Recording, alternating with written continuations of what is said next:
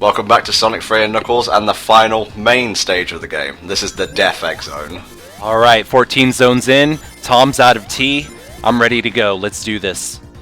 Technically it's only 13 stages in, you moron. Shut up. He's just tired of your shit at this point. I've had to put up with you for 13 zones, alright? I've had to put up with you for 3 years. Game, set, and match. So what do you think about the Death Egg, man? To be honest with you, this is probably my favourite kind of final, like Eggman Fortress and a classic Sonic game. I just love it. I think that the music, one of my favourite actual tracks in the game. I love the aesthetics of the stage because like when you're on the Death Egg in Sonic 2, because you only see that tiny corridor, like to me it just feels smaller. But this one, when you look at the background, it's clearly a massive and incredibly epic kind of space station. So to me, it just feels like more of a oh fuck, Robotnik means business this time kind of place. But how about you guys? Well, adding to that, if you look at the background, it doesn't move at all. That just gives you an idea of how grand this thing is. And it's fitting for a final level. It's fitting for the Death Egg saga, really. Starting with Sonic 2, Sonic 3, and Sonic & Knuckles, it's this gigantic fortress where you have this final showdown of the classic era. Steven? Well, you know, the music's great, the visuals are awesome. I don't know if I just suck at this, game, or maybe if I just get burnt out after 12 zones, but I don't like this level at all because I think it is hard. I think it is way too hard, and, if I'm not good at something, I don't like it. I can agree with you there, it is pretty challenging. I think like Scrap Brain Zone, it does employ a few like tricks and traps and whatnot, like putting you on conveyor belts while firing missiles at you, as we'll see soon. I think it's a bit fairer than Scrap Brain Zone, and overall I think it's got a much better aesthetic, the music's pretty great, the build-up to what we'll be seeing in like the final boss and whatnot is just great. I think it's better experienced through playing Sonic 3 and Knuckles than just, Sonic and Knuckles, because obviously you have the Death Egg crashing back down onto Angel Island, but in and of itself, love Death Egg Zone. I would put it in probably like my top 3 final Sonic levels, and if we're including like 2D and 3D. Scrap Brain, even though it's quite dickish in parts, I still have a soft spot for that. And Eggman Land, actually, because glitches aside, I found that to be a very fun final level. I will say, I just want to quickly go slightly off topic, but a second ago Skylar mentioned the Death Egg Saga. How annoyed were you all when Chronicles was first revealed, they said it was going to be an RPG, basically doing a retelling of the Death Egg Saga? How annoyed were you when we didn't get that? I never heard that. I did. I used to masturbate to that thought every day for a month. Didn't happen. I must have forgotten that bit of information, but thank God they didn't butcher the Death Egg Saga, because what we got was infinitely worse. on the subject of the music, we haven't really brought it up, but Sonic and Knuckles got a studio album, which was pretty much just all the track kind of rearranged in kind of MIDI format, and for some reason the MIDI format they chose for the Death Egg makes it sound like all cute and cuddly. It's completely inappropriate for a track called. It starts off with this kind of bubbly music going for like 4 minutes. Like, this doesn't fit with the fucking Death Egg at all. Well, to be fair, that's kind of how the whole album is, really. But Mushroom Hill's on, and that sounds awesome, because it sounds like Mushroom Hill's been played on a banjo, which is just fucking amazing. Yes. Also, since we mentioned bringing back the Death Egg, how'd you guys feel about the Death Egg being brought back in Sonic Battle? That wasn't the Death Egg, that was the Death Egg Mark II. The original Death Egg Mark II, mind you.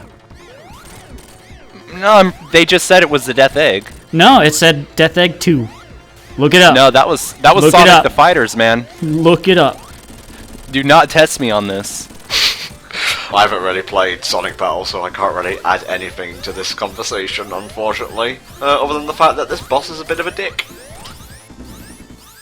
I love how Super and Hypersonics gangster lean when you're on the edge of a platform. I will say that is my favourite boss to do when you have Super Tails. Because we're going to play, I just want to quickly bring up the other characters and the Chaos Emeralds. When you're Knuckles, pretty much acts like like Sonic does. When you get all the Chaos Emeralds, you can become Super Knuckles. When you get all the Hyper Emeralds, you can become Hyper Knuckles. With Tails, you have to get all Chaos Emeralds and all the Super Emeralds before you can transform, which you only get a Super Tails. But he's the most broken character together until Cream the Rabbit when it entered the fray, because Tails gets 4 flicky birds of death that just fly around and destroy anything in proximity to Tails, which actually means if you're super for the boss we're going to get at the end of this level, you can really fuck yourselves up if you super Tails for this boss. That's basically it. He's the prototype Cream the Rabbit, Super Tails is. I think this is one of the first stages in Sonic game to really mess around with gravity, and you can see in Sonic 4 Episode 2 they obviously took a lot from this, but I loved it, you know, especially when I was playing it as a kid. I loved the like kind of gravity fuck ups. How about you guys? Yeah, I loved it, and actually I think in going back to that Sonic Jam manual again, apparently Sonic Team took a bunch of people and said, okay, we're going to have a level where the gravity changes. Would you feel comfortable pressing up or down to duck while upside down? And so they just kept it as down because it felt more natural to them. Speaking of manuals, there's a great bit of trivia in the Sonic 3 manual. There is at the end of it, there's like a few random tips they give you, and one of them is basically they write off any glitches in the game by saying if you run into anything that seems like it shouldn't happen, Dr. Robotnik built that specifically, which is the greatest way that a company kind of wrote off their game glitches. It's fucking genius. Yeah, Dr. Robotnik's deadly speed tracks. That reminds me, there's these animated GIFs going around where these people like fail at doing really mundane tasks, and then it just like freezes and it says "Thanks, a bomb." So someone just dies via a glitch. Freeze frame. Thanks, Eggman. Those are Eggman's April tricks. I love people on infomercials like that, but I digress.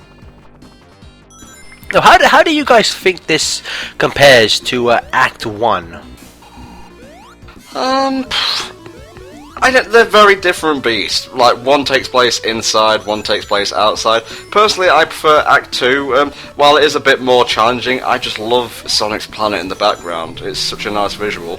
Yeah, I was just about to say that. I mean, the whole scope of Sonic 3 just seems big. I mean, yes, literally, technically at the end of Sonic 2, Sonic is in space fighting Robotnik, but you don't get this really nice image of the planet in the background. It just, to me, just so many of the visual things in Sonic 3 and Knuckles just make me want to masturbate so hard. Well, technically you do, but the only thing you're battling against at the time is the Death Egg robot, and since that's a one-hit kill, you're kind of focusing on the robot itself and not the background. That's why I died so many times playing Sonic 2, because I was just appreciating the background. Rookie mistake. Yeah, I love the visuals for this level and the overall design of it, you know, layout-wise, but I prefer the music of Act 1 a little bit more. But that's not to say that this act is phenomenal music in and of itself. When Tom was saying earlier about how he likes Supersonic Sprite when you're kind of standing on a ledge, I love when you press down on Sonic, he kind of like gets it into like a runner's position. Yeah, that like 3-point stance kind of deal. That to me has always looked really, really cool. How do you feel about the Death Egg, Steven? How do I feel about the Death Egg? How do I feel about the Death Egg? Well, actually, I feel a little bit bad right now because it just popped in my head that Skylar said Sonic Battle and not Sonic Fighters earlier. So, I ruined joke. I'm sorry. Yeah. That's okay. So, yeah, my bad. Well, you see, it's better that I correct that now before the fanboys do in their comment section. So, fuck you. They probably already have. Yeah. You know who you are. Now, I don't like either of the mini-bosses in Death Egg. I find them to be too technical. I can't even do Act 1s without Super or Hypersonic. I'm sorry, I'm crap at video games, but there it is. It's a good thing you're crap at video games because you do it for a living. I will say it's probably the hardest single like zone boss in the game, but I love the idea of it. I just wish it was slightly easier to accomplish.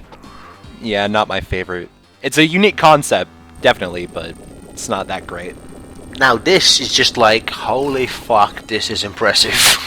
The music right here, reminds me of Carl going willy willy willy wow. Yeah, I wrote that. Yeah, it's going out with a rock your body. In parentheses, to the break of dawn. Sometimes when I'm feeling really immature, I'll take out both the outer fingers, so it's like he's giving me the bird. I I wanna say I do think it's kind of, while this robot is amazingly impressive, it's kind of stupid that Robotnik made the fingers of this thing the attack points. It's like, why the fuck would you just make these giant like sausage fingers that I will crush you using these? Well, I think he took that into account because look at his plan B here. He breathes fire snot at you, genius. No, this, like, again, I just love the fact that Death Egg Act 2, he goes from, like, you know, the kind of gravity boss to this monstrosity, and then I was gonna say he goes into Doomsday Zone. To me, it's just like, it's a really nice way to end this game. Just like, the bosses get, like, sequentially harder and harder, and the tension, for me, the tension of the scene just kind of mounts and mounts, and watching Tails constantly die and come back to life is always fun. I mean, this one has a very easy pattern. Basically, you just jump over the fire, hit it, and then, like, when the siren goes off, you just jump and dodge the laser. But it's such an iconic boss fight, I love it. And again, it's not even over yet, we still have to knock him down. Okay, the trick here is not to go too fast. If you basically go at the pace I'm going and just tap the underside of the Egg-O-Matic, you won't go flying back off the platform, which I've done many a time. Yeah, that's something that can cock you up if you're not careful enough. And now it's time for the true finale of Sonic 3 and Knuckles. Should you have either the complete set of the Chaos Emeralds or the Super Emeralds, you will move on to this, the Doomsday Zone. Let's rock! Woo! Alright, finale! Lay it on us, Gareth. Just this music, the way, like, when I first played this when I was a kid, this level blew my mind. Like, Supersonic in space, chasing a giant robot. Could it get any better than this? Unfortunately, it didn't.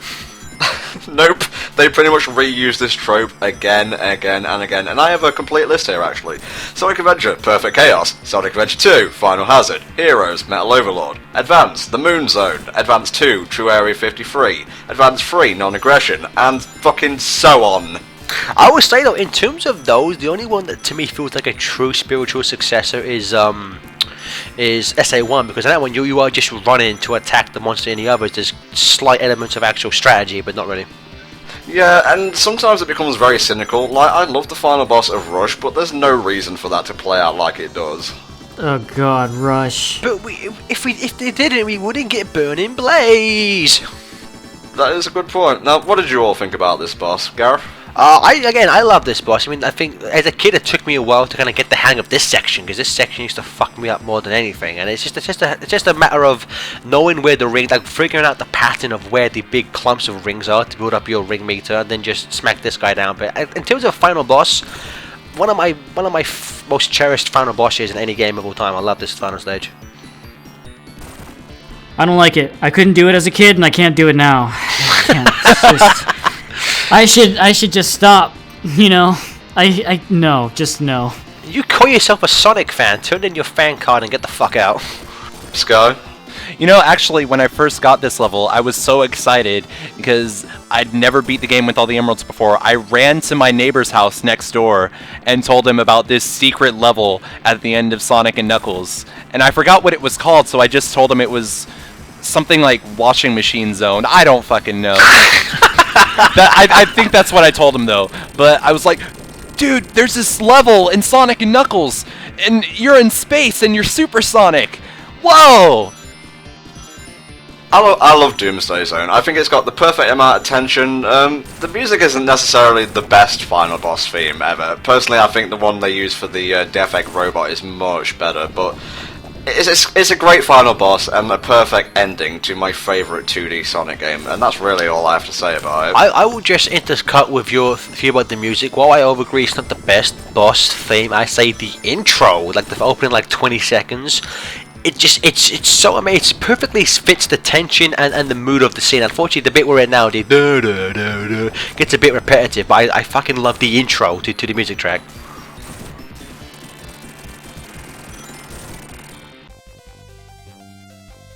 What exactly is holding on to the Master Emerald here? Just Sonic Spike? Fucking force of will, brother. The power of teamwork. Okay, let's sum up our thoughts. Gareth? Sonic 3 and Knuckles, you know, was one of the classic video games of my childhood. You know, it's widely regarded one of the best Sonic games, one of the best video games of all time. I normally bounce between 2 and 3 and K as what's my favorite Sonic game, what classic Sonic game is. And after doing this playthrough, I think I'm leaning more towards 3 and K again. I fucking love this game. If I could be buried with one game, it would be this. I fucking love this game, man. This game's amazing. Fucking Skylar, you talk now. Well, okay, I'll talk about it a little bit. I love Sonic 1. I love Sonic 2. I absolutely adore Sonic 3 and Knuckles. And that might sound a little bit but there is a reason that people say this is the absolute pinnacle of the Sonic series. And I think over the course of this playthrough, we've seen it. I played this game. Chill, buddy. Thank you all for watching the HellfireComms playthrough of Sonic 3 and Knuckles, and we'll see you all next time. Bye bye.